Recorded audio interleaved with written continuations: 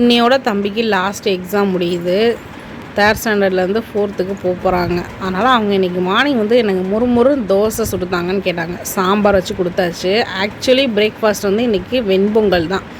அதான் எனக்கு லஞ்சாக கொடுத்துருங்கன்னு சொன்னாங்க. ஆக்சுவலி இதுக்கு வந்து சாம்பார் அண்ட் தேங்காய் சட்னி வச்சுருந்தேன். ஆனால் தம்பி வந்து எனக்கு வெண்பொங்கலும் உருளைக்கிழங்க ஃப்ரெஞ்சு ஃப்ரை மாதிரி நார்மலாக ரோஸ்ட் பண்ணி கொடுத்தாச்சு, டீப் ஃப்ரை பண்ணாமல். மதிய லஞ்சுக்கு சூடாக சாப்பாடு வச்சு இதே அவரைக்காய், உருளைக்கிழங்கு, கேரட், பீன்ஸ்லாம் போட்டு கமகமன்னு ஒரு சாம்பார்.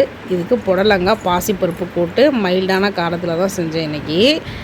ஈவினிங் வந்து இந்த காய் சாப்பிட்டுக்குவாங்க அப்படின்னு. இந்த சாம்பார் புடலங்காய் பாசிப்பருப்பு போட்டு சேம் பருப்பு அப்படிங்கிறனால கொஞ்சமாக அப்பளம் பொரிச்சுக்கிட்டாச்சு. நைட்டு டின்னருக்கு செஃப் தீனாவோட ரெசிபி தாங்க அது.